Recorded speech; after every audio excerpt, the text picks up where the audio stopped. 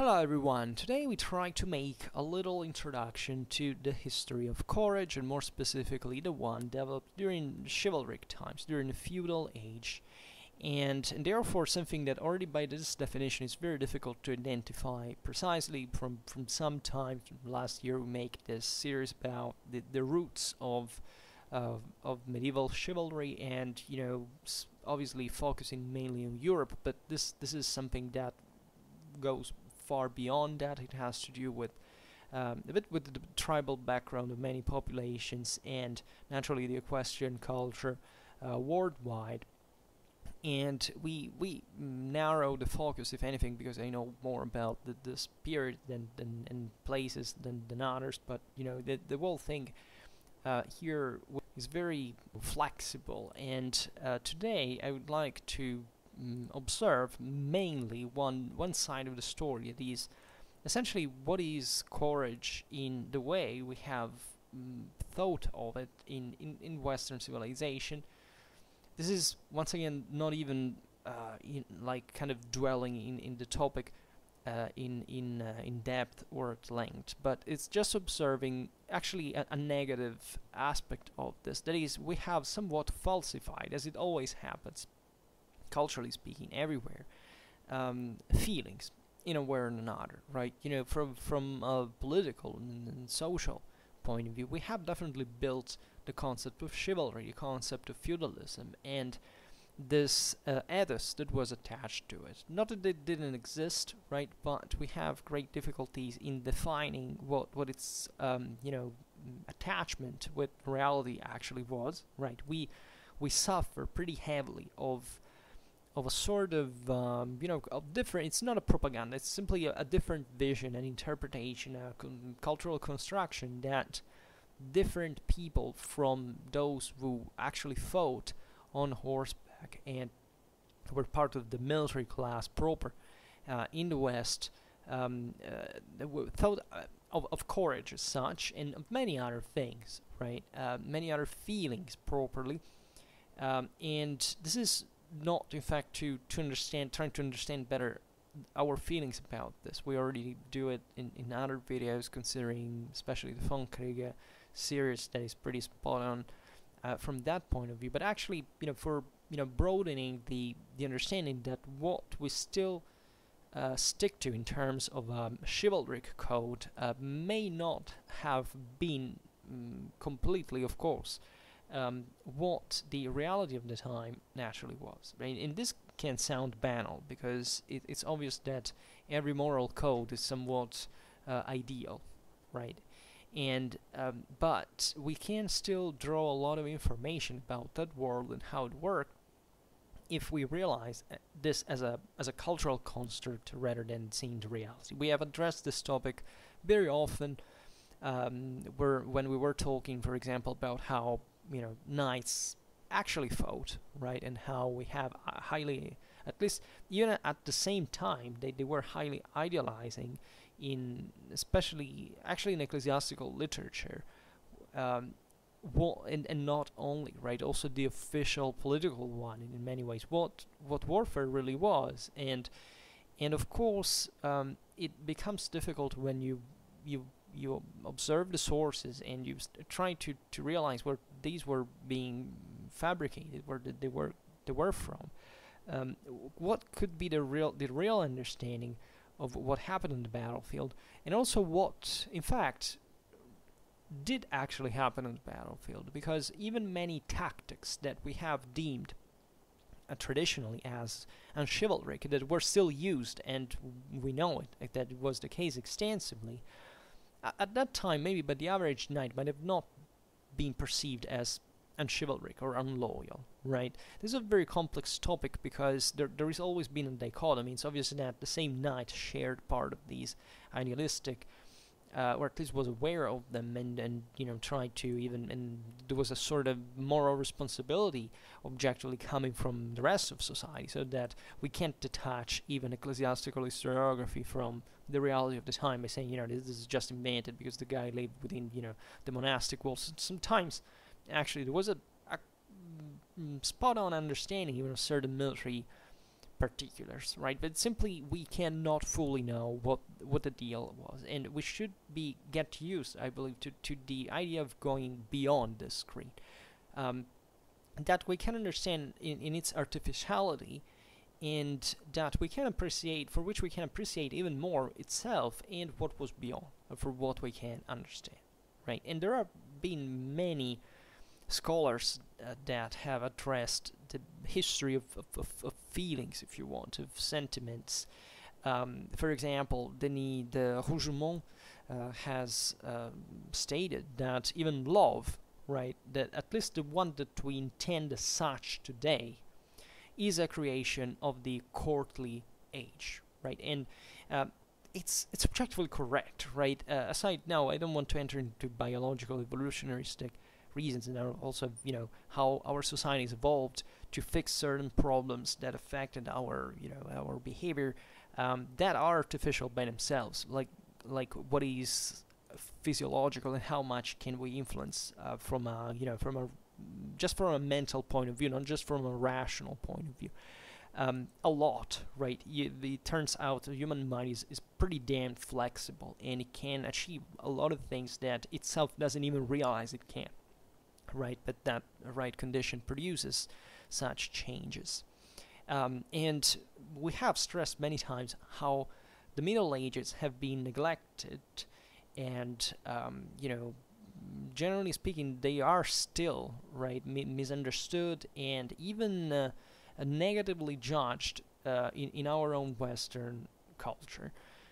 The reasons are many. We have made many videos. We won't be repeating ourselves, but among one of these prejudices, there is also, if you want, an absence, that is the lack of realization of how deeply, as a 21st century civilization, we have been impacted, especially from a moral point of view, by the Middle Ages, right? It's probably, in the last 2 centuries, mainly created kind of intellectual influences. There are certain bases naturally we can spot in the ancient world, in the modern age, the modern era, etc. But the Middle Ages, probably in terms of feelings and this kind of immediate, natural, spontaneous behavior, is dramatic, is possibly the single most influential era that dictates this code of chivalry, right? I don't know how it's spread in many other areas of the world. I've seen even within the same Western world that there are pretty messed up things that happen on a regular basis, and there is a process of course, of modernization and secularization that has improved a big deal our society, but from a certain point of view, has also dramatically impoverished it from a moral point of view, and we have arrived to the point of questioning whether this is even the right path. I'm not sure it is personally. I can't give you an alternative. Maybe we could reason it in another moment, but still, we have to be aware in turn that these values that we hold dear and sacred in some ways, that we deem as fundamental, even going beyond our, in fact, modern and secularized political and social conventions, actually stem from the Middle Ages, right? Indeed, the way we think of love is powerfully, a derivation from the courtly models, right? It's been naturally, it's passed through Romanticism. The 19th century has been re-elaborated. We naturally look much more at the Middle Ages in popular culture through a 19th century filter than looking at the reality of the Middle Ages that we perceive, in fact, still as something on its own. But it should be common knowledge that the Middle Ages, as such, never existed by the slightest. What's the difference between what's the ancient world, what's the modern age? I mean, these are complete conventions. They don't mean any single thing by the term that we use to define them. So naturally, we are projecting also in the past a lot of stuff that is instead, of course, also our own creation, but that also historically went to have been produced there, right?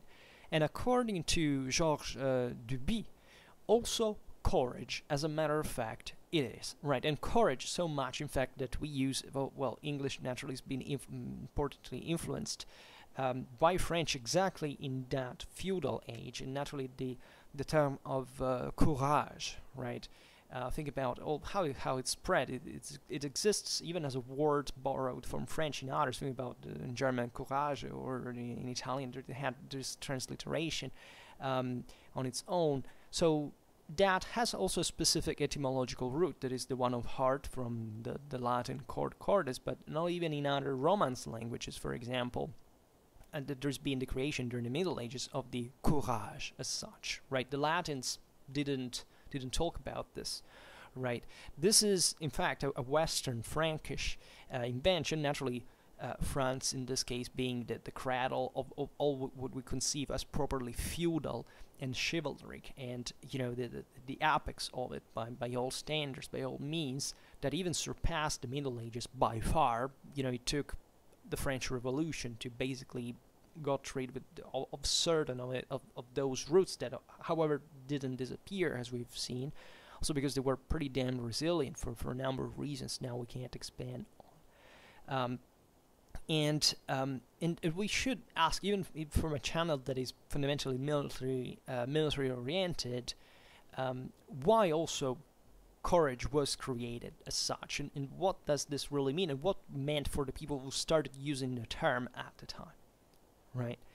And it goes without saying that this creation of courage in that specific chivalric context is also related to the mentality of a specific class, right? The military class, right? But not in the, not just in the social sense of such expression. You know how much Schwerpunkt actually loads classism as a pattern of historical interpretation. But it's really much more than that. Also because the feudal military class was effectively ruling all the rest of society, right?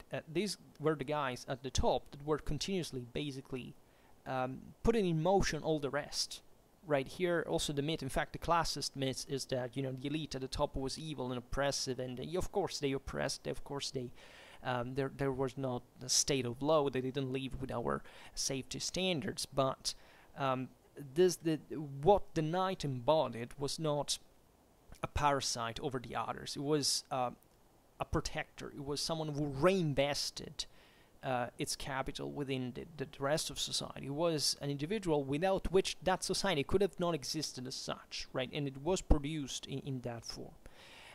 Think about all the people who worked for a knight, right? And we're not talking about just the weapons, the armor or the horse, but just think about the effort. How can you have a crusader without an intense and deep Christianization? How can you think of this world without realizing that everything was revolving around knights as such, right? And that this elite represented, if you want, a universal message, right? That, as we have seen countless times in Schwerpunkt, didn't stem from that specific Western Frankish context. By name, right?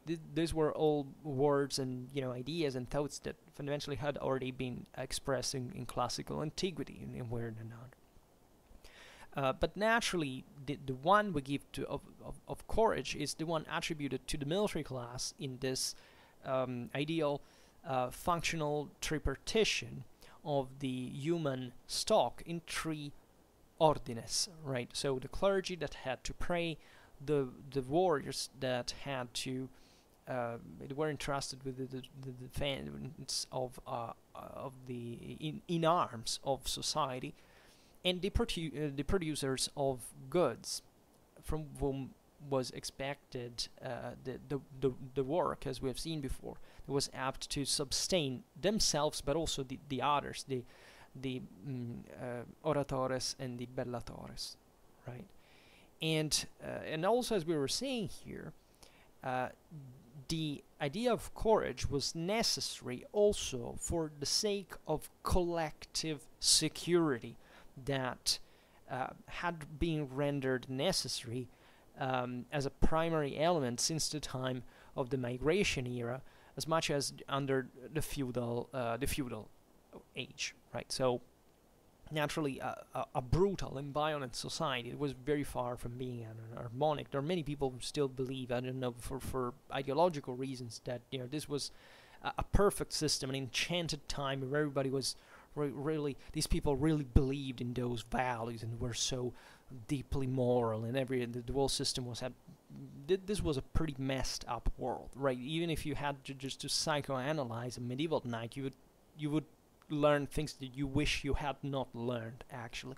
And that's in fact also a romantic invention, and sometimes it has even an identity reason, right? As we were saying in the beginning, chivalry is something you can find well outside Europe, well outside the Christian world, and you can find very, very instructively the same Christian knights during the Crusades or in other contexts where meeting the other, actually recognizing the same within these peoples. So the Middle Ages are so deep, but at the same time also we have to make this enormous effort of considering a society that I know that we like the Middle Ages because we, generally speaking, want to project something on them, and it's normal. But I think if we really love the period, we really love our ancestors and what that we have been through in this as humanity in these times, the best thing we can do is to tell the whole story as ugly and dark and brutal as it really was, right? This is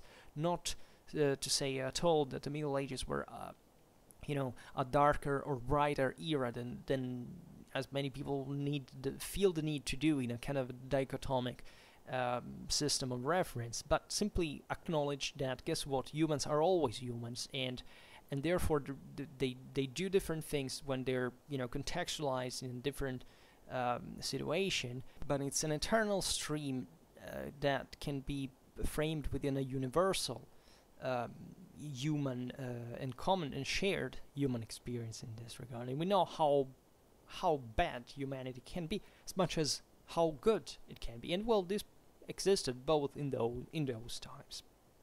So the point is also how much sense does it have to make a history of courage, right?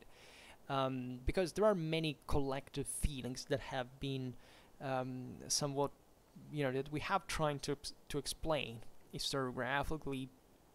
For example, terror, right? Or like Jean Delumeau has done by writing his very famous book on the fear in the West, right? And maybe exactly Delumeau could, present this kind of methodological example at least, and looking at, in this sense, at what apparently it's normally conceived by us like the opposite of courage, right? Fear and courage, right? That work shows something very different, right? That is that courage and fear are not a couple of opposed, right? Even if apparently it seems so, but they rather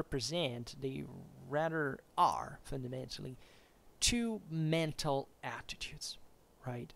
And actually the first, the surpassing of the latter, right? And we could in fact even talk of courage as a technique, right? A discipline. There are many examples in historically, philosophically, that we have acknowledged, even in von Clausewitz, how courage can be taught, right? There is a mental technique and body training, right, in order to surpass fear, and therefore shifting the matter on the conjunctural and functional use of the same over the possession of this habit. So this was naturally present in that world, right? It's present even today, of course, but I think we have surpassed, in a way, the immediate recognition of such reality, right? Even our, military is definitely engaged in this, but how much is the rest of society engaged with it, right? And how much do we think that there must be in our universal conception of the world? He or she who has to fight, right, properly, as a raison d'être, as essentially a need for the entire society, right? I think most people today don't really care about this stuff. People live within their world; they're fine with it. But as soon as they meet with some regulation that goes against their plans, they immediately context authority, and they tend to say, okay, well, this is kind of a fascist thing, it limits my freedom, and it somewhat dehumanizes that, right? Politics is seen as detached from the exercise of violence. There are certain, even sometimes even universal or at least global conspiracies, things like these, but are sort of with an invisible enemy. Medieval society was completely different in this regard. These people lived in a world where everybody saw how violence and this political and social engagement, constant engagement, were necessary, right? They could maybe complain on vous had the monopoly of this violence, like the military class actually had for a couple of centuries, for example, and triggering, in fact, violent reactions from the other side. This all happened, and as much as today, in a much less mechanicistic way than when we think, right? Our societies can afford this state of things simply because we are largely, affluent societies. We work, after all, fairly well. And it's obvious that as soon as there is a crisis, as long as material world mismatches with some elementary needs, violence flares once again, right? So nothing is, that, because today we are kind of soft, and in the past they were not, right? Obviously, our societies work much better in this regard, and in fact, much less violent societies, simply because we can afford to live better. But it's not that our societies are less violent in potential, and even in a righteous sense, right? Obviously, our military, our defense must work through deterrence, through even the actual employment of force, and yet we kind of lacked we missed the ideological connection in a kind of shared collective narrative. And in the past, this was not even conceivable, because you were brought in front of those causes that were so most elementary, the ones of for which violence was needed, was a resort, that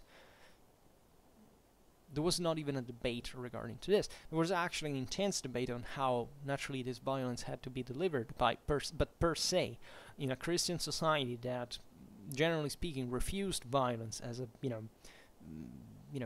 paradigmatic element to recur to, in a righteous sense at least.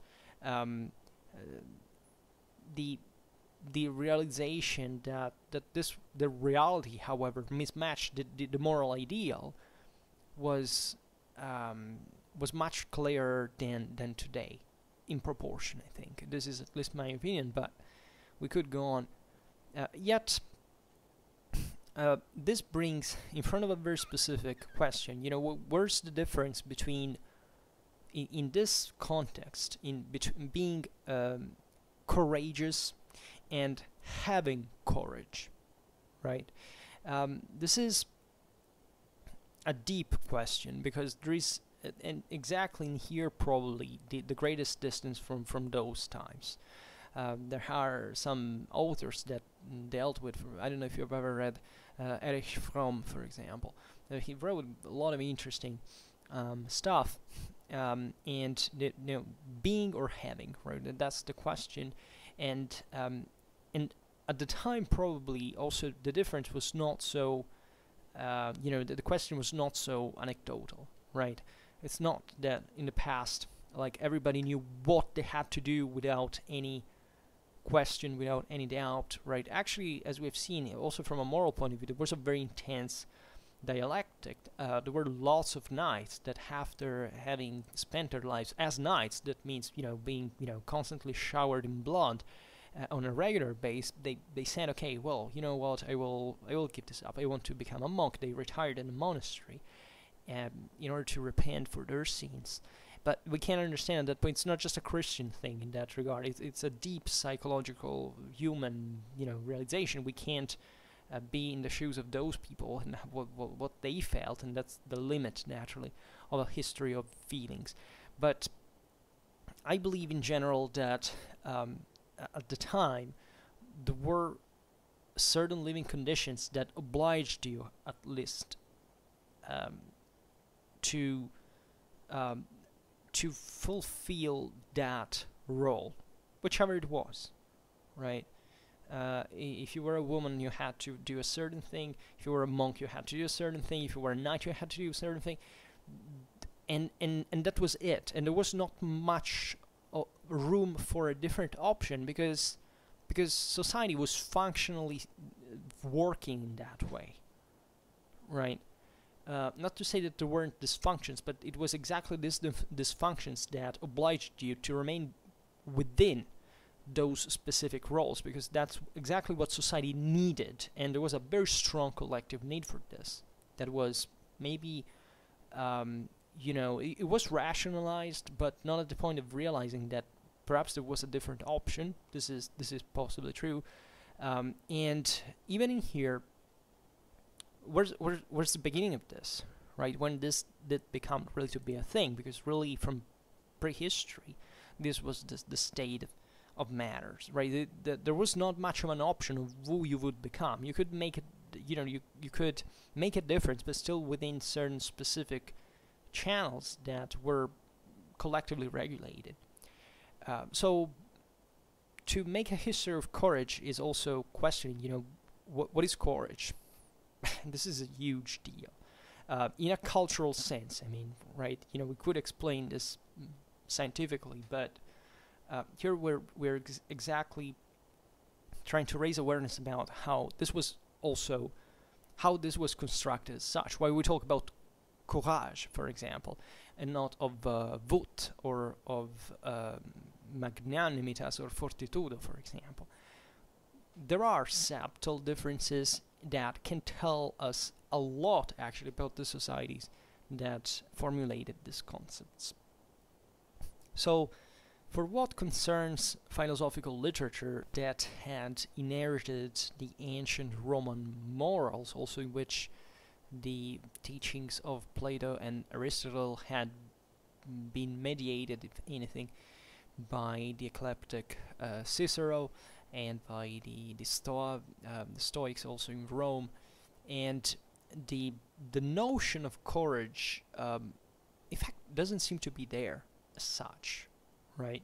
This may be, you see, it's very easy how we talked about courage in English in these videos about, lots of battles, a lot of military, political decisions, whatever, in these times, in these ancient times. Yet the term courage as such didn't quite exist. What we use today as with the word courage in English, right, or courage proper in French, what didn't exist at the time. It was naturally something similar to it, but it wasn't quite the same thing, right? If you take, for example, just one of the four cardinal virtues, the fortitudo, in Latin, approaches it as such, but it's different, right? Fortitudo, for example, has to do with courage, with this essentially moral and physical strength alike, right? Fortitudo can mean this, capacity of standing your ground, right? Both mentally and physically, and this naturally expands into a broader, kind of collective value, but it stems from a strictly military and warlike concept in the Latin mindset. Also, the Romans used the concept of magnanimitas, or of magnanimitas in ecclesiastic, if you prefer, that also had this kind of more markedly collective and ethical, social, rather than personal character to it. So this strong, right? The fortis in Latin, actually, and even here between English and Latin, there are etymological differences.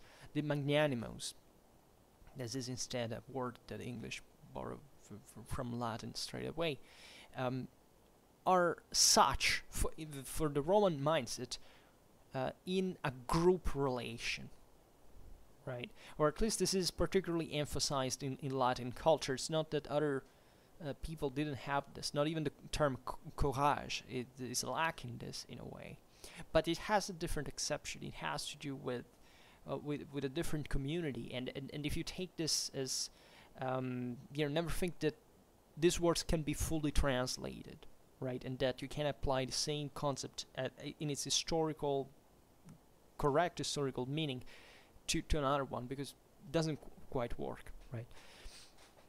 So these were social virtues. This is the point. The fortitudo is appreciated, for example, later on during the scholastics with Thomas Aquinas. It's sort of halfway between boldness, but also and cowardice, right? So this is naturally reflecting the Aristotelian virtues system, right, of the immedium stat virtus, right? So the concept that cowardice and boldness are one the opposite of another. It's actually pretty consistent, because yes, courage in this sense is an excess, right? We have seen it also in von Clausewitz. Courage is after all a fairly cheap feeling. It can be found relatively easily compared to others. So the fortitudo is in the middle. It entails in the Thomistic teaching probably a certain degree of prudence that naturally was felt also in the Latin fortitudo, in the Roman fortitudo as such, right? And naturally, however, here both boldness and cowardice are condemned, right?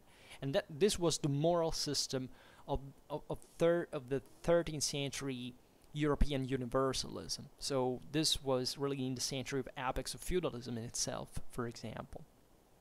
But you still realize that for what concerns scholastics and Thomas Aquinas and the and the broader, in fact, universalistic ideal, we're still talking about the world of what? The world of universities, a largely civilian world, right? That surely knew violence, knew what pretty damn well what knights were, and also because some of these people came from the same military families.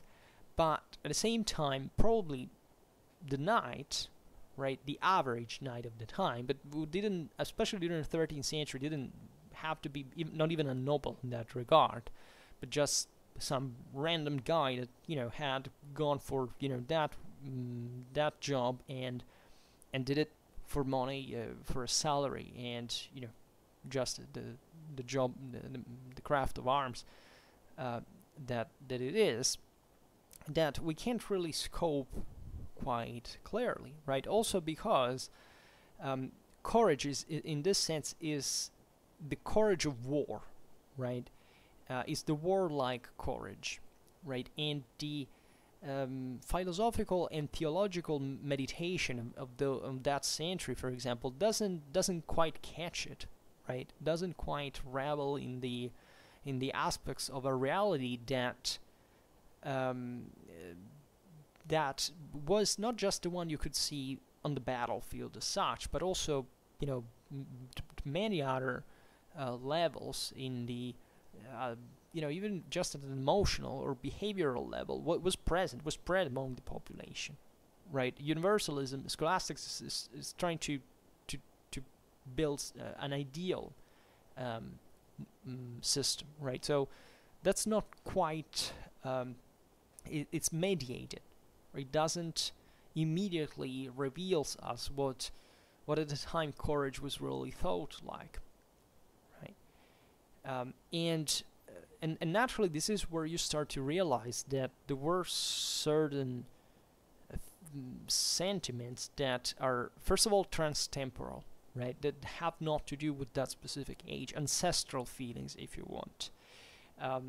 But even ancestral is not a satisfying expression. You could use others, but for example, the idea of brotherhood in arms, the notitia contuberni, for example, this esprit de corps, the desire of emulation, right? Think about what it meant to become a knight. I mean, what it meant for a young noble to the idea of being a knight. That was the fixed destiny. Just yesterday, or when it was the other day, we were talking about Prince again. That was still the second half of the 17th century, and the European aristocrat thought of that. They had to become a knight, right? That is not a guy who goes on horseback just, in shining clothes. It means, yeah, you're going to be on battlefield with limbs of people flying off, and leaving some of the most horrendous and indescribable and traumatic events a human being can ever undergo, because there is a political and social responsibility within that role that holds the whole society as a cornerstone. And it was really so. Also, there is this, even how to surpass fear was a huge deal, as we've seen. For example, think about the Damocles complex, right? This idea that you're constantly under threat, right? That you're never safe, right? Thinking even about what it means, I don't know, in a 12th century European context, to live in a world where literally your neighbor can come with his retinue and burn your castle down, destroy your assets, and steal your properties, and kill your family, your peasants, and this can change. I mean, there's no stability. There's not a moment of peace, and you can't say, that's just a pause between another war that will happen shortly afterwards, and this is happening all over, and there is no central authority that can regulate this, or at least there is, but it doesn't have the full capacity, and it's actually engaging in the same exact thing, right? And therefore, it's only at that point that you can understand, also, and obviously studying the military history of those times, that this, for example, constant violence that sometimes is defined with improperly things like anarchy or chaos, it's nothing but it's nothing at all like anarchy or chaos, right? It's actually a rational choice, because that's the only dialectic that works at a certain level, right? You must attack with greater violence, right, in order to feel safer, and to actually obtain the security you need. And there is no other way here. It's silly how we picture those times like saying these were dark times because people were stupid in killing each other all the time, right? As the consequence of stupidity or lack of a common sense or of humanity. This is very fashionable today. The idea that war is waged just by barbarians or people who are wrong inherently, right? This is not the case.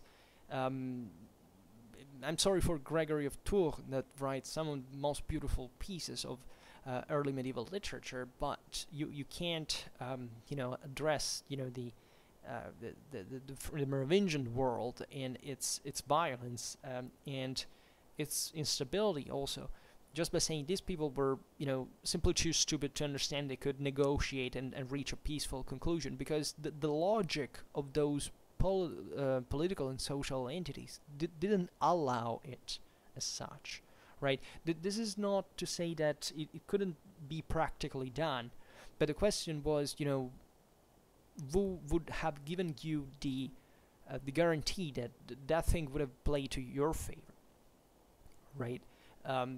Of course, we can imagine a typical Frankish, 6th century Frankish count as not a particularly intellectually developed individual, but definitely not as a, you know, intellectually inept individual. They knew pretty well what they had to do, and they were pretty intelligent on their own. It's just that that world didn't really give a chance, did it? Right? And it was easy for, you know, someone that relatively, at least easier for someone that naturally was also had also its own personal interests and was protecting a certain category and vision of the world and making a point and rhetoric, right? He was, you know, denouncing these events and depicting Clovis as a perfect Christian by, you know, highlighting his supreme virtues. Clovis had exterminated an enormous amount of people for the same reasons, even on a larger scale than this counts later on with the fragmentation of the kingdom, what we're actually doing. But guess what? Clovis founded a system that lasted, that had an enormous legacy in Western civilization, and it did pass through blood, right? And Gregory, in this regard, naturally was presenting it as well, but naturally also kind of adjusting the morality behind this. And you know, he was also not probably far from the truth when saying that, yeah, this noble man also, and this is valid even for the 12th century, we know it from the literature of those times, that these people were behaving in a sort of primitive way, but that's because their society was primitive, and that's the point of the story. So we shouldn't ever be fooled and tricked by the fact that since we are kind of more intellectually developed or morally aware, we're more intelligent people than them, or that we would have run the world more peacefully or more effectively, you know, alternatively, than them, right? We would have been a disaster, and they knew pretty damn well what needed to be done, right? And this is an iron logic in it. So the Metus Hostilis is probably one of the greatest, you know, even factors of civilization production, right? If society is under pressure, is finding out new solutions to solve the problem. That's also why times of crisis generally bring to more innovation, because they need to cope with an unprecedented problem that is also a serious one, and that nobody up to that point has really much invested in, right? So, and if you realize the iron logic of this all, then you understand what is really the deep and definitely structural, systematized connection between courage and fear as such, right? Because these became, in mentality of the time, also a way to regulate what these systems had to act like. And that's where you realize that they were actually very morally advanced systems for their own times, surely much more responsible in their own regard than what we are today. Because we have lost that unity. We're not under that pressure anymore. We don't have so crystalline in vision what the main threats to our world concretely are, right? There is a great moral disorientation, I would say. If you look at the chanson de geste, for example, without, you know, being too, you know, picky about certain, you know, definitions, we see constantly things like prowess and cowardice, right? And what is striking about those sources, and I can't tell you because I worked especially during my master thesis, there was one, was the Steirische Reimchronik. That was a hell of a source, written by a he was actually the son of a knight. He was in a knightly family, which is pretty rare, by the way, because all the other sources studied on were basically monastic chronicles. And the Steirische actually shows this constant focus. This was a secular writer, right? He was son of knights, of people who had fought in pretty damn bloody battles, and he had heard of all these stories from his relatives, and you know, and he was actually writing in the style of the Minnesänger, right? So he was embellishing the thing. But one thing strikes you: you can easily understand what is idealistic. These people, I mean, he was writing, describing Siegfried and Dietrich von Bern, fighting in the Rosengarten. He was definitely bringing all the chivalric ideals and perfectly confectioning that in this stilized thing. But one thing strikes you. That is something that you hardly find in any history book today. This constant, and I stress this constant, inescapable attention towards the moral dimension, and especially between courage and fear, that are never like here the eras of the battle that was studying in the Chronicle weren't univocally like the guy was, there is the hero that is, completely courageous in spite of all. No, the hero there is the guy who is scared like hell about what is gonna happen, and yet does that thing anyway. You can feel the anxiety, you can feel the burden. Everything is concentrated on a moral point of view, and if you want to read that source, which is extraordinary by the way, it's very long. It's like 100,000 verses long.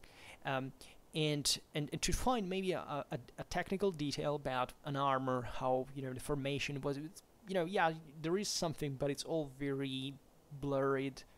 The author didn't care because everybody knew how that worked out there. But what really mattered there was the moral. What were these guys feeling like? And guess why? Because these things were sang at the courts, right? These chronicles were in rhyme, right? Were sung at the courts, and were making relief. What was the audience? Of course, knights. They were making them relieve the same feelings that they felt every single time they had gone to war, to fight a battle, to risk their lives. And that's what caught them. That's what touched the internal chords of their soul. Courage and fear, because that's one of the most realistic assessments, one of the deepest, most accurate psychological cross sections you can ever find, and it's rare in medieval literature because all the other sources are ecclesiastical sources of guys who wrote within the walls of a monastery, or at least dwell in civilian lives because they were kind of Dominicans or Franciscans. At that point, they were open to the city, for example, but that never felt that. The story was okay, that king arrived, was cool, and attacked and won. Yay! That is. Where's the tension? Where's the fear? You can finally see through the eyes and the heart of a guy who, by the way, was sickly and weak and had never gone to war, because that's why he actually became a singer, and wrote this chronicle, because he was too weak to become a knight like all the others, and this guy suffered. And I'm personally sure that he became such a talented artist and poet with this enormous moral sensitivity exactly because of the strong emotions that also derived from his sadness and frustration that he couldn't go together with his relatives to fight, but he wanted to show that he had gotten really what mattered, and what these guys probably talked about all the time, and we don't have it written because they didn't write. They didn't even know how to write. And that was really what really concerned them, right? And this dichotomy, courage and fear, is always there. It never goes away. So, and it's obvious in here that the thing was very innerly felt. Like the studies that exist, I presume, largely today about this stress still on the wake of classical legacy, and also this medieval, average medieval literature, I would say, the courage as a social value, which is true, right? Because it does be, and it was, of course, like this also at the time, because the courage of those people, we were saying before, was definitely aimed at also at the honor and the prestige of their house and their family, because in that feudally fragmented context, that's what they cared about. So that was definitely social, right? But it's obvious that we got more influenced by the greater constructions like the tripartite order, all this universalistic thing, because we remain, we can't really think about that universalism, but there was also a reality that we can definitely see through it, that was also much more, um, you know, much closer, simply, much more down to earth, but pretty accurate in this regard, in realizing perfectly well what it was to be a knight, to risk your own life constantly. And many people will say, oh well, but you know, knights didn't quite kill each other at the time. I don't believe it at all, personally. Also because, you know, I've looked at things that you really do not leave much on option there. And but aside from this, we will talk about that, of course, another time. We addressed it in some video that now, well, okay, I can't find it now, but if you go in the medieval knighthood playlist, there should be something about it. There was an old one, was Scattered Thoughts on 13th Century Warfare, something. It could be like, there is the thumbnail, it has the one picture of the Manessa code, and that's easy to, with a yellow, you know, draped horse. But whatever. The point I'm saying here is that,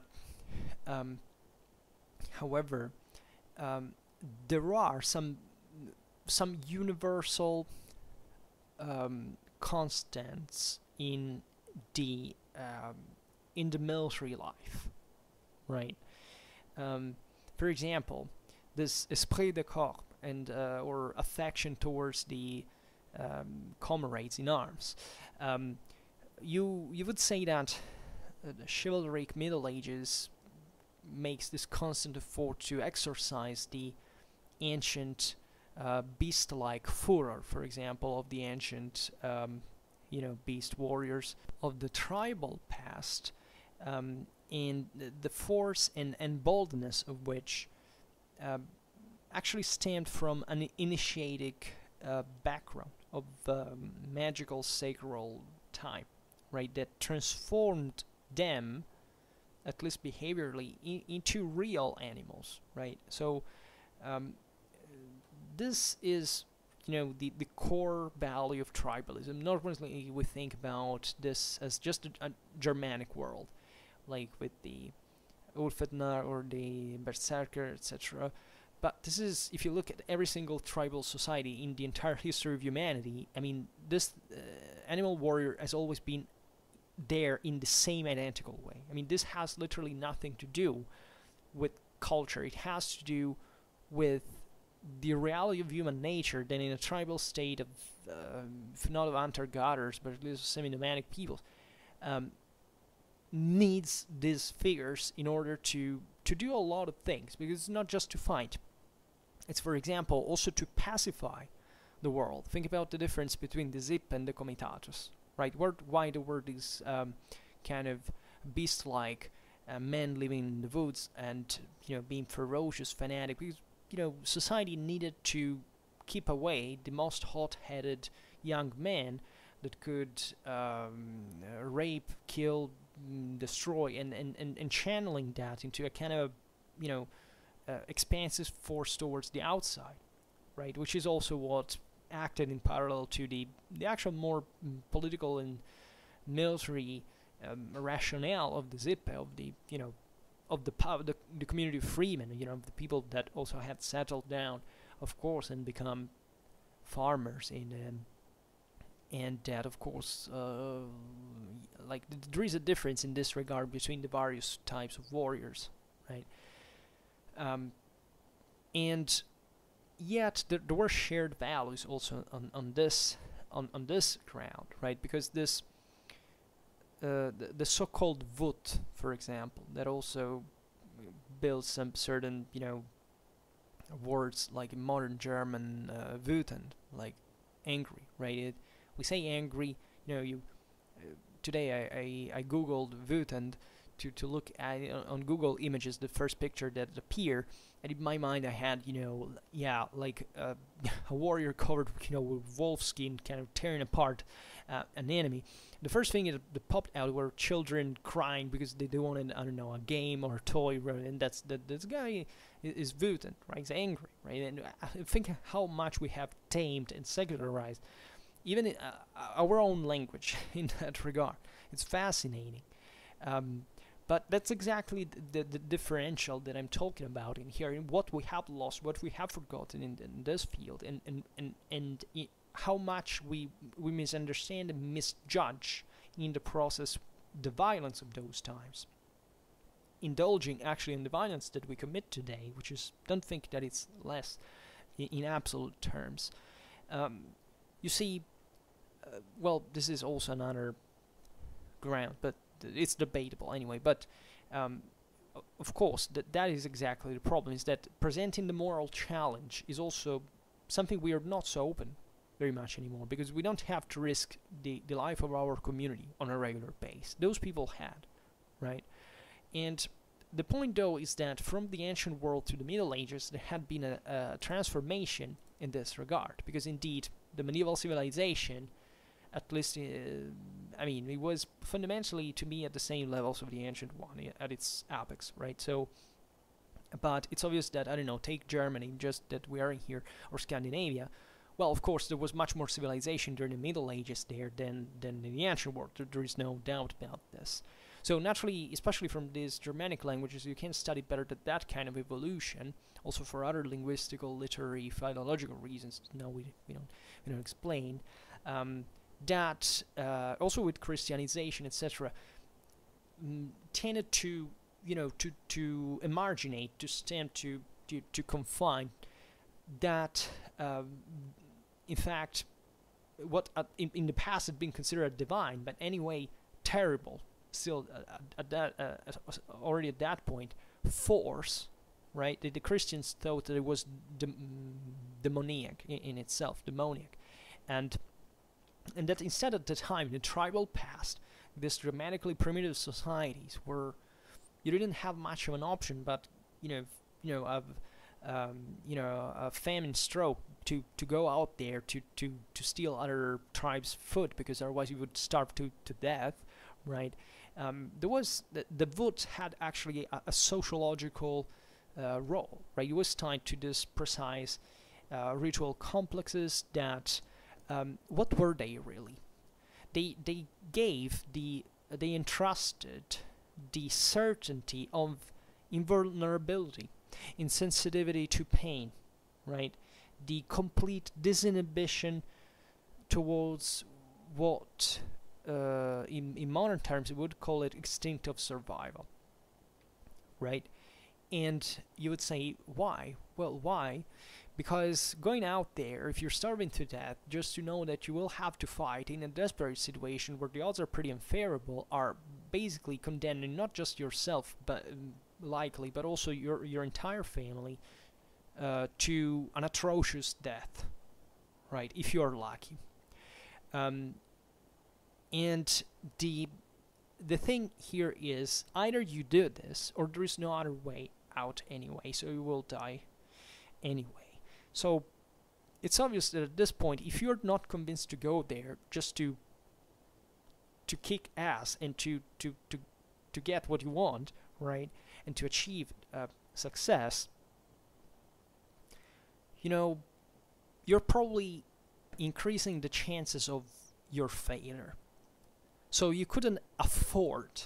This is the terms in which we should reason about this. Where you couldn't afford to have a different thought about it, right? At every levels of society.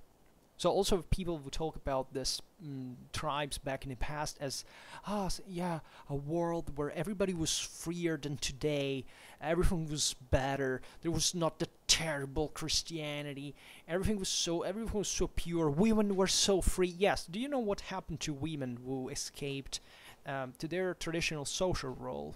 Right? They were expelled from their community if they were lucky, right? If they were not lucky, they were drowned in swamps.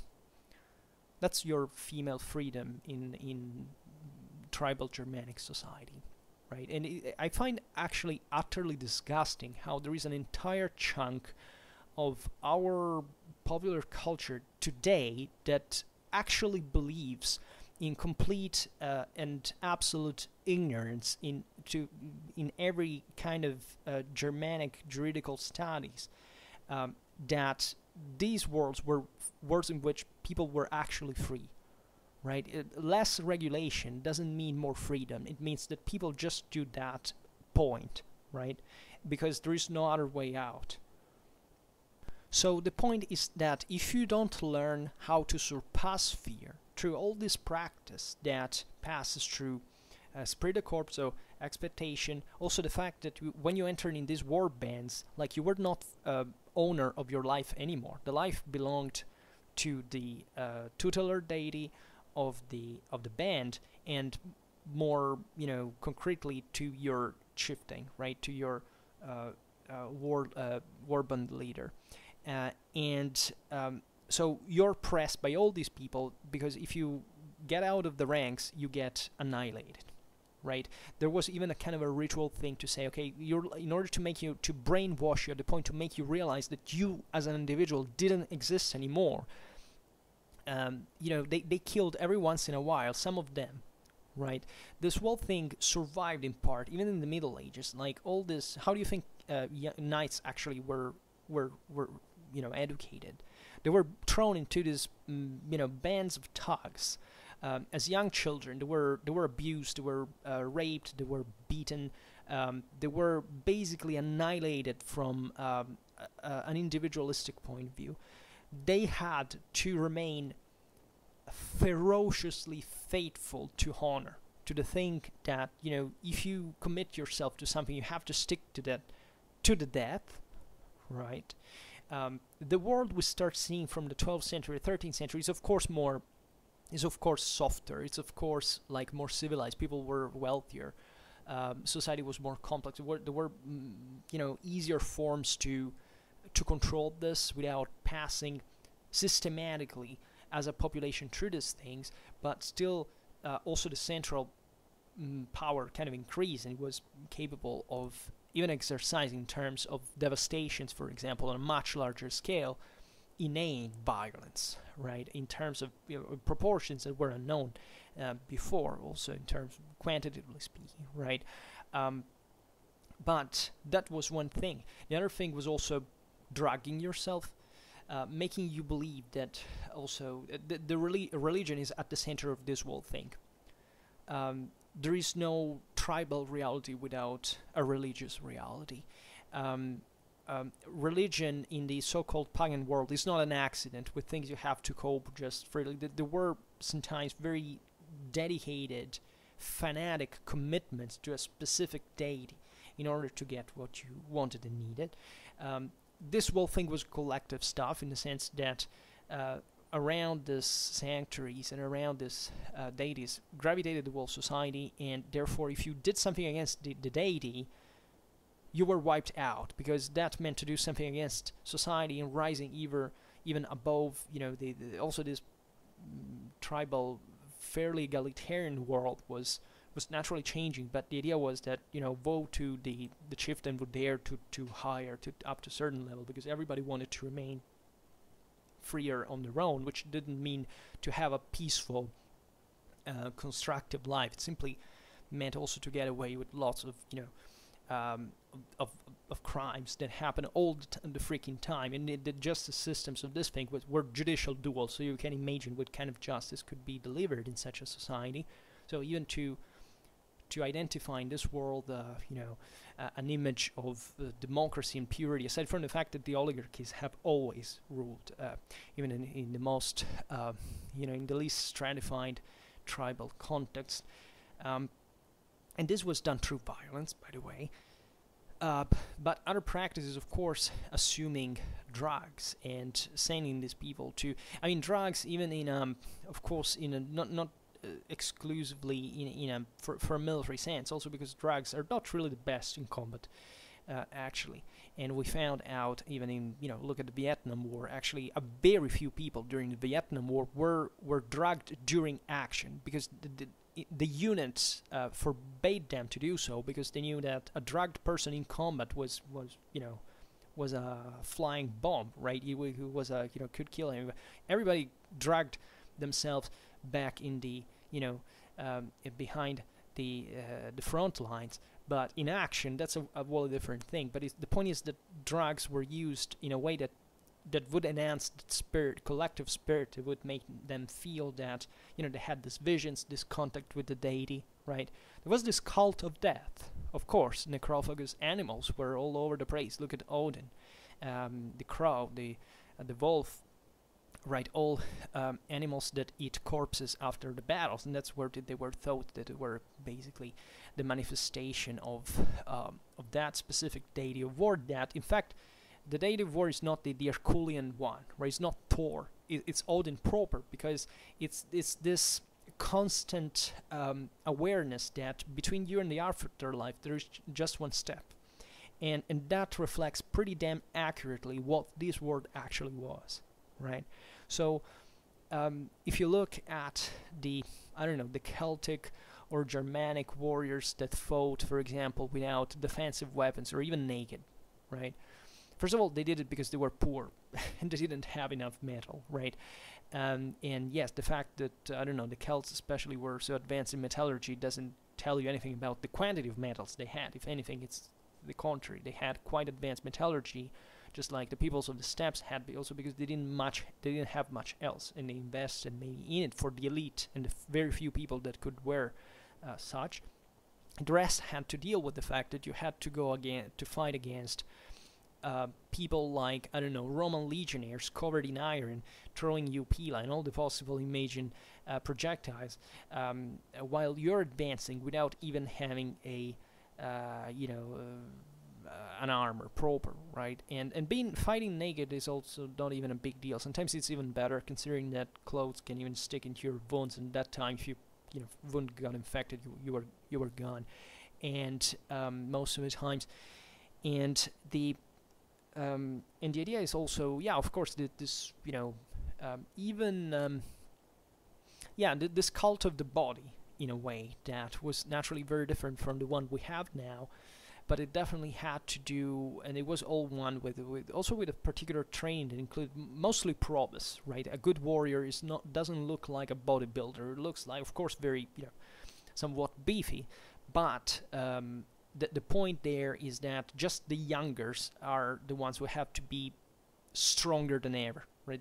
They're the ones also that you can't actually throw away, because in combat that's not even the most important thing. They're the ones who have to run back and forth throwing javelins. That's what the kids did, right?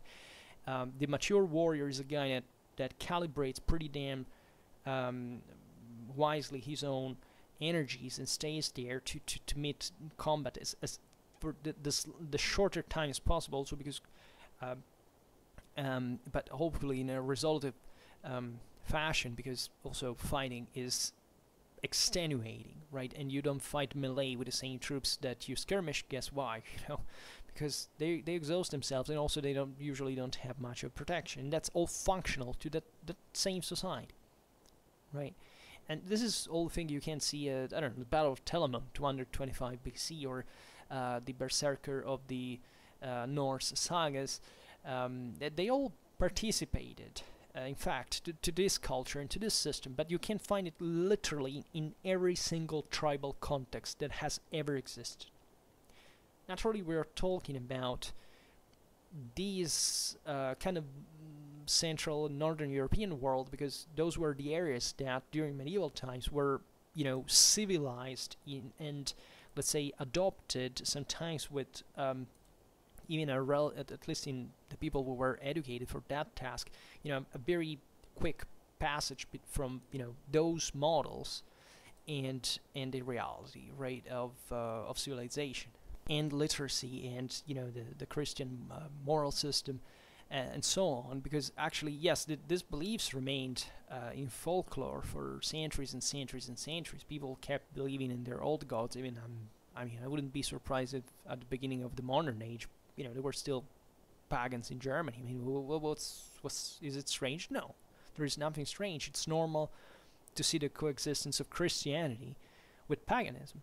It's normal. The point, though, is that in the meanwhile, the semantics of the meanings proper of all the stories had shifted. We will have to make a pretty hefty video on the history of the Berserker and how it evolved, right? The Berserker in ancient world was one thing, very specific, very loaded with certain characters, the late Viking age, the berserker was basically just a scumbag, like an old, an outlaw, and this naturally witnesses also the dramatic civilization improvement that occurred within these peoples in the meanwhile. Because there were more functional systems, and the more functional system is embodied not by berserker, that is just a lame thing, right? It's not a positive thing, right? The berserker is an accident, of society, right? It's aside, is detached, is isolated, is ostracized from the civilized, let's call it civilized, orderly freemen, farmers, levies of Germanic tribe. This whole thing is being substituted by something utterly devastating in proportion, that is a heavily armored heavy cavalryman, right? That is concentrating on himself, as we've seen at the beginning, this enormous amount of value proper, of valor slash value slash actual resources. Because in order to have that knight, as we were saying before, thousands of people have to work, right? And as we were saying before, it doesn't stop to the equipment, right? It goes far beyond. It's a whole social, political system that must be sustained in order to have a medieval knight as such.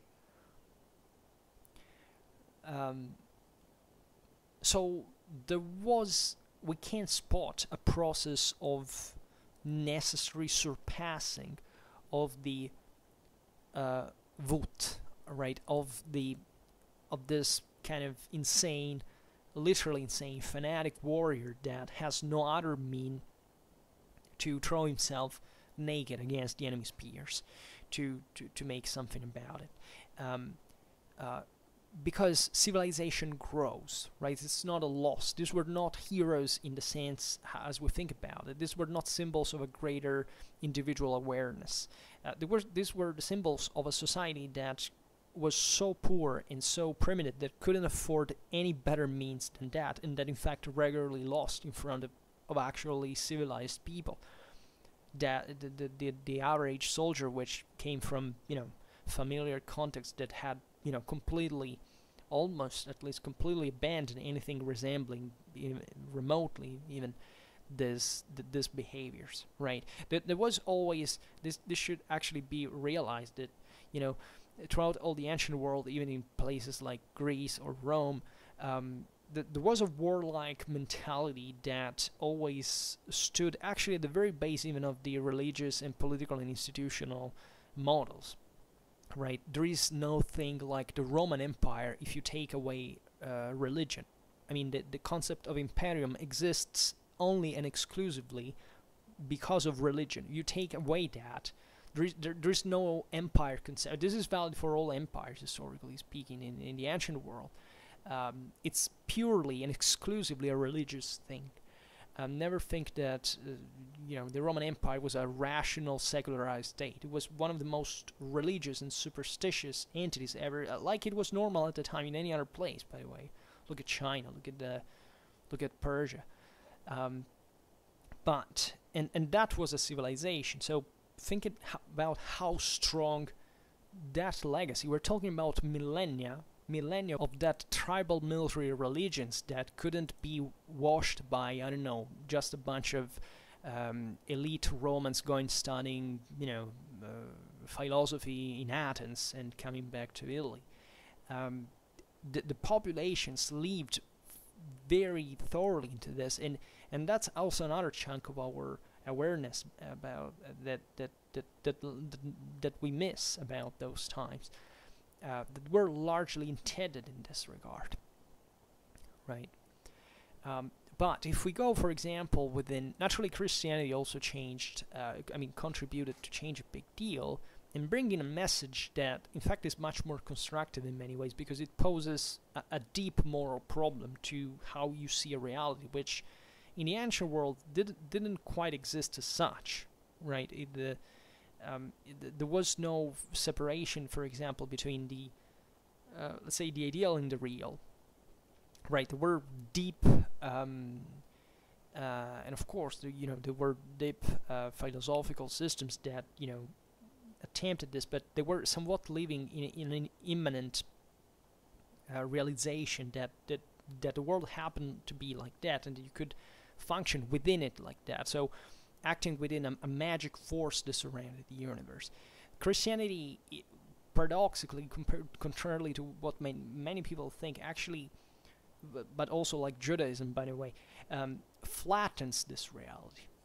It tells you that, yeah, everything happens because of God's will, but that you must act in this reason because you still don't know what the hell may happen. And that's a deep realization about the state of human life, right? So you have to rather grow in a ethically, in a way that makes you accept the presence of evil, and not think you can get away with just making a sacrifice, right? It raises an enormous moral question, and this is called civilization, right? A step, definitely an important step forward. And in the early Middle Ages, you find still this world that is obviously a hybrid of the two philosophies, of the two worldviews, wherever you want to call them. For example, look at Paul the Deacon in his Historia Longobardorum, right, when he still describes the Cynocephali, right, these Longobards that were thought to have a canine head, that were basically the Ofladnar, and this that terrorized the enemy, right, and that were written still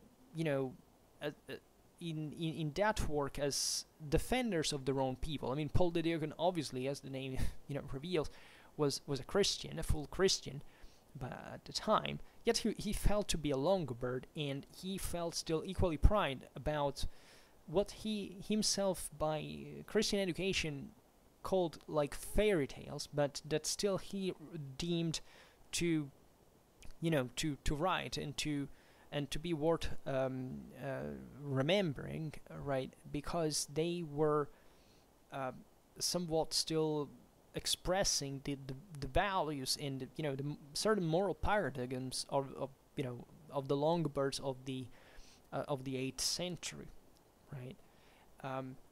And the idea is always, like in this case, that why are there such attitudes, right? Why are these? I mean, the Cynocephali are even. Over time, of course, Christianity was stigmatized, especially this anthropomorphic view of the world that had been typical of paganism and kind of even ridiculizing it. And this is a bit the germ of it. But still, here there is the recognition that that thing was needed, because after all, it hadn't changed very much from that time, from which the Longobards were migrating from Sweden into Germany, to the time now the Longobards had been settled and diluted in the Italian population. In terms of living context, as the fact that an enemy can arrive, and in order to cope with it, you have to do things that are horrible, because they are violent and they cost, and they're dark and they're obscure, but they are somewhat needed because you must defend your own society. And a medieval knight that stemmed from this world, that I always stress this, always consider this, that the medieval knight didn't know. I mean, it sounds banal, but you have to think it, because the way you think at it's usually the other way around. In perspective, from your own subjective perspective, that these people, of course, couldn't see the future, didn't know anything about modern science. They hadn't produced rationalism as such. They had a very loose understanding of the past, and they emerged from this world that was barely Christianized, in a way, right? Because the Christianity is not like a Roman thing, in the sense that even the Romans were fully Christian. Do you think an 8th century Byzantine soldier, for example, had like in his warlike ethos like actually a Christian ethos? Go look studies on 7th century Byzantine military values among soldiers, right? Those were totally pagan, right? These were people that naturally believed in God in their own way, that they attributed to it a superior power, and there were lots of monotheistic predecessors also to this, to monotheism as such. I mean, these were not new concepts, but the idea of I don't know, killing an enemy, capturing his spoils, and and being proud of it, right? It's definitely a different picture from the mostly idealistic Byzantine rituals of saying that killing is always a sin and a terrible thing. We should all repent, and it was actually a more serious thing in Constantinople than in Western Europe. But they both cared about it, and yet they both also lived in this other dimension. It was utterly violence, and that saw violence as a normal thing, where not that it was kind of fine, but that it was there. What could you do about it? That there would always be, because guess what? The world functions like this. And the psychological state in which these people lived is unexplainable if you realize that you live in a world where you just hear the news from television.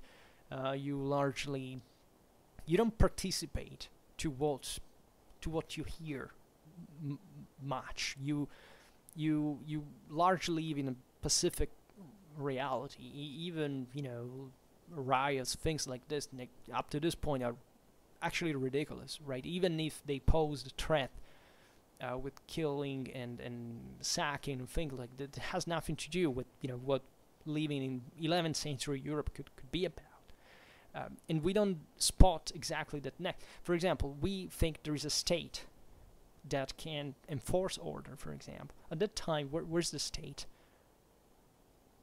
You have to enforce order by yourself, and that's literally the best option you have. It's not a great option, but it's the best you have, right? And probably you don't even contemplate rightfully in the 11th century the possibility there can be something such, in reality, I mean, plausibly so much more powerful, also because you probably earned something from even making justice by yourself in the process. So you are also part of the problem. But a medieval knight still lived in a world of violence, in a terrible violence, in a constant threat, and a constant sufferance, and therefore that Wut, that Furor, right, that we have encountered before, hadn't quite vanished. It had just adapted to the new circumstances. Right, in the sense that it was understood for let's interpret it from an economical point of view. Once again, you think about what a 12th century knight can cost, right? If you can afford the panoply of a knight, you can have horse. Aside from your family background, etc., that very likely is going to be typical. It's as if you could afford a Ferrari, right? So what do you do if you have a Ferrari? You really don't want to scratch it. You really don't want to to damage the engine. You really care about it in a specific way. So what you can do is that you can't go like a 14-year-old reckless child who has just stolen his father's shitty car that just for sake of driving it and maybe crashing against a tree, coming back at Saturday night after having drunk with his friends, right? So this is exactly the same thing with a medieval knight. All that stuff costed a freaking lot. So you couldn't behave like an ancient Celtic warrior that said, okay, let's go against the enemy no matter what. Because life, by the way, by itself had grown more costly. In the ancient world, life, especially in tribal context, was much cheaper. Right? Human life does have a price. It's always had it. Right? Just look at what happened with coronavirus. Is that the thing is there. We do, and we always do a price to human life. And by the way, not all people seem to have the same value in that regard on the market, so that's even more controversial. But these things do vary, in society varies accordingly. So the point is that, of course, the Furor, this Bellowing force, had been somewhat, left aside. A knight didn't need to have an odd temper. At least it needed to be able to control it and to unleash it in very specific moments. Read the charge. And you can't do it alone, because the charge in 12th century warfare is something that succeeds only if you do this in group. Right? All these knights, essentially, their greatest military expenses at the end of the day weren't even, having the weapons for fighting. It was the constant training. These people basically fought in peacetime as in wartime. They participated in all the possible tournaments that, especially in this early period, were literally a battle. Right? You think that, the later tournaments, the Italian jousts that starts from the 14th century, that evolves into the seen later times, all codified and ritualized, is one thing. In the 11th century, in the 12th century, when you go to a tournament, you go to an actual battle in which people actually die on a regular basis, and they break their bones, and you exterminate a bit of peasants along the way, and you burn their houses, and you rape their wives, and that's how you have fun, right? Literally, this is the psychological profile of a knight of the time. That's his mental horizons, right? And I'm not kidding. I'm not kidding, right? This is the reality of that time. The point, though, is that if you want to survive in that thing, you can't behave like a reckless idiot that just goes out of formation because if you are caught in the open, out of your formation, and the enemy is charging well thickly packed and aligned, you're done for. And the problem is that maybe if you get caught, you don't get killed, which can still happen. Because if you're a bastard who has maybe, slaughtered and raped on the lands of one of those guys that catches you, maybe, you can't be hung at a tree, with your own intestines. But the point, though, is that if you survive, you have lost A, your horse, B, your gear, 3, your dignity as a man, and these are things that cost a lifetime of all those violences and sufferances and efforts and broken bones and all this stuff. So the consequence of this, the brutal consequences of this, is that you can't behave like a 1st century BC berserker, right? You have to cool down and listen to your superiors that exist, to the old man, to the dominus, to the Rotmeister, and you have to stay in line. And if you don't do that, there is in fact here this Predacorp, the Brotherhood, that tells you, look, you've been a bastard because you've not been able to stay in formation because you wanted to run in front of all the others to pretend you were better. And this would cause such a sort of feuds and of vendettas that wouldn't end ever, because these people, even when they fought together, actually they hated each other, right? They had this ancestral furor actually pressing in their chest, saying, yeah, I really want to be better, I really want to smash that guy's face, I really want to prove that I'm more man than you, and all this thing. But still, if I can't contain myself, and if I do a wrong move here, I can be the next emarginated of the situation. So this is it's this fear, right, that came healthily to mitigate that unrestrained courage that without intelligence we all know is worthless, right? And that's where the civilization is going on, right? That's why, yeah, of course, the 12th, 13th century warfare was dramatically more advanced than 6th century warfare. Because guess what? These societies were more articulated, more stratified, more centralized. They could invest and deliver their resources, their energies, in a much more rational way, right? The fact that, I don't know, 11th century Europe was, not this great deal of political unit, actually doesn't tell much at a local level about the quality, for example, of the lords, right? Because the lords locally could actually own a lot of land. They could own, pretty wider horizon than an older tribal chieftain. They know much. These are very complex systems. There's a lot of of assets involved. There is a great care in rationalizing this, in counting what your resources are, and making calculating this risk, right? It's not like before, but it's more complex, and therefore it requires more intelligence, right? And this intelligence dictates that you don't have to abandon courage completely, but also you have to mitigate it with a bit of fear. That is not a shame as long as you don't let it do what she wants. So there are moments in which you must have fear, right? And there are moments in which, you should be cautious, let's say better, and there are moments in which you should be bolder, right?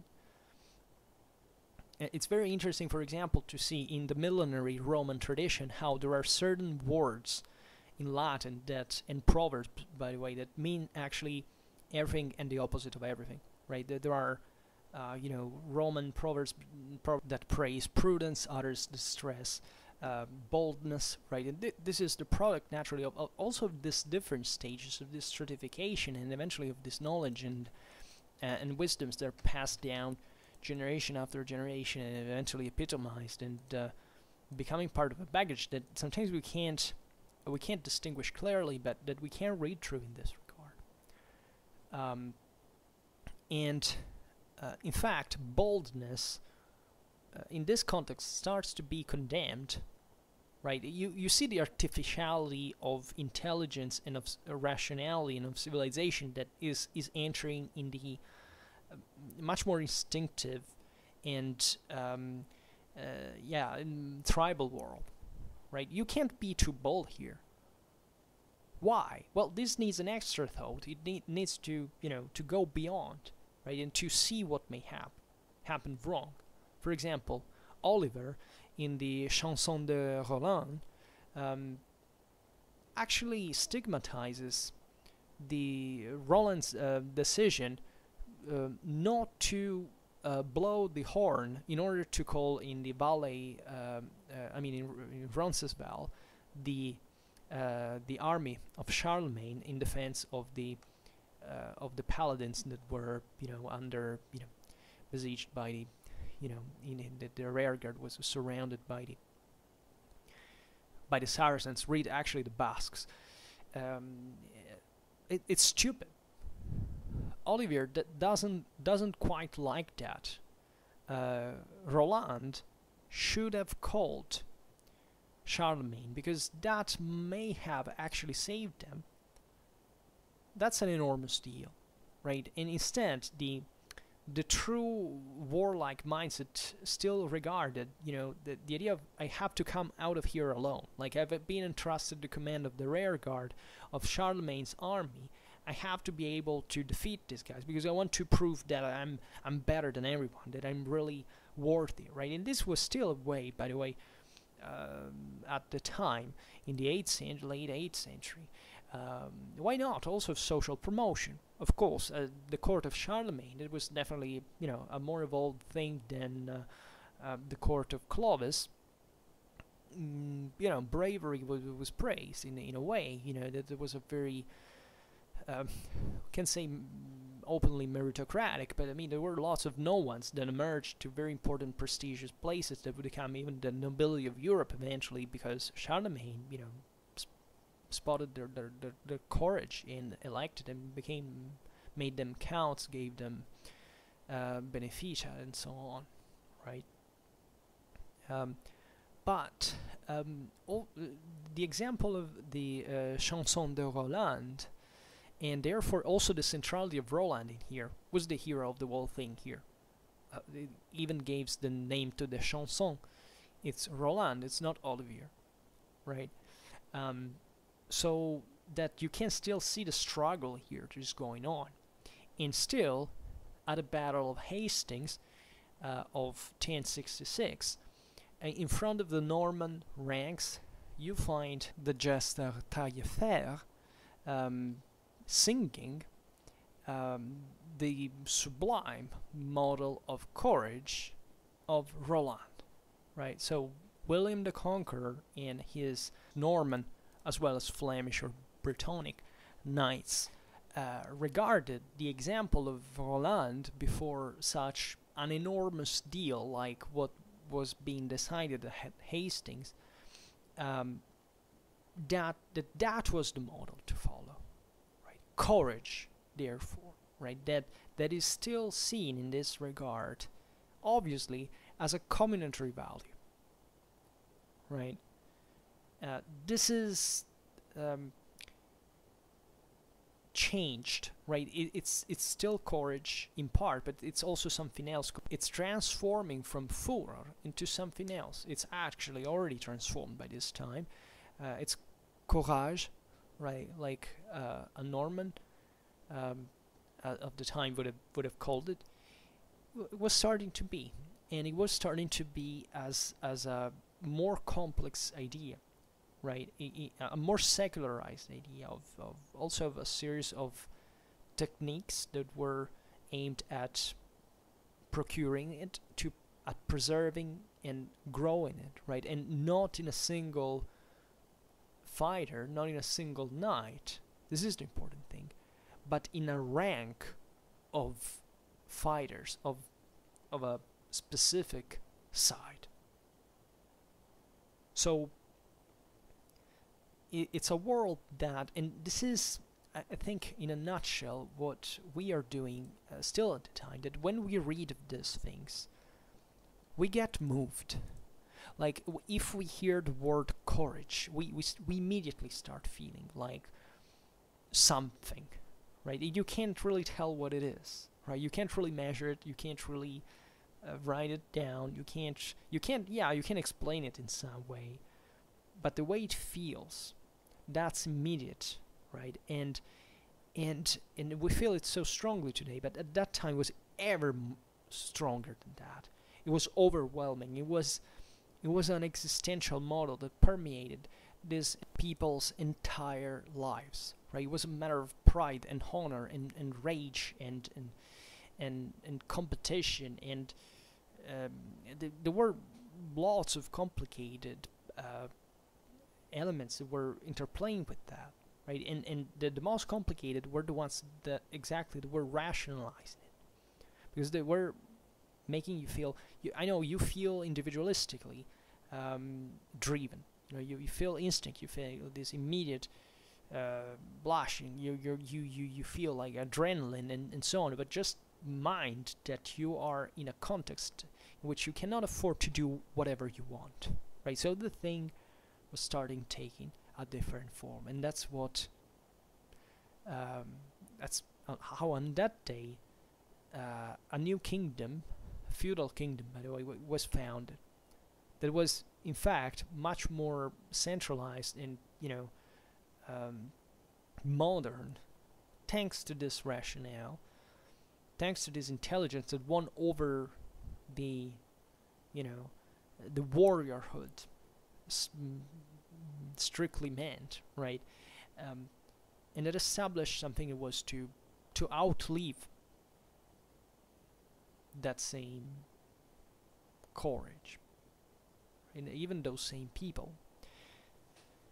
And I would conclude just by saying that it is normal in every situation to feel our instincts, right? To feel, even to have horrible intentions, right? To think and imagine things that really disturb ourselves, because we know that they're not acceptable, right? That we couldn't do this in reality. And the question here is that you should listen to this. That's the voice of reason. That's what has made us improving our life, right? We have lost something in the process, and it's difficult to recollect it. It's difficult to even at this point to even understand these people anymore. But always remember that if we got to this point, there's been an improvement, right? That what existed before, tribalism, the Furor, the Fury, if you prefer, this sense of just of pride and individualism and egoism, and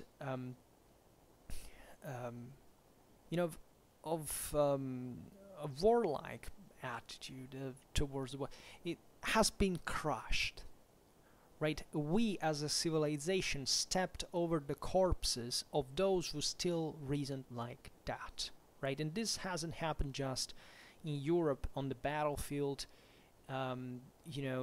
throughout all these centuries. Gradually, this happened also look at colonialism, and what happened to those peoples who were opposed to the Europeans largely. And you can say, oh well, that's been bad. Yes, but if you look at those societies as well, they were bad, right? And there were enslavers, assassins, rapists, and there were a weaker model. I want to say it was a better or worse model, because that was contextual to that reality, right? But it's been crushed, and yet those who descend from those people live within this improvement. At a point, they embraced even the culture that has destroyed their own, which is horrible, right?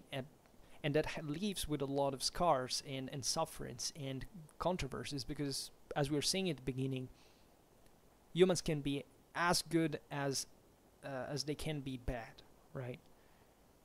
But still, altogether, we live much better than we lived 100 years ago, 200 years ago, 300 years ago, or even that point in which we were all part of those tribal cultures, which was just 5,000 years ago, right, in which there was no difference in that regard. And our improvement stemmed from this rationalization here. So the history of courage can teach us this, that we don't need courage alone. That courage alone doesn't bring you anywhere.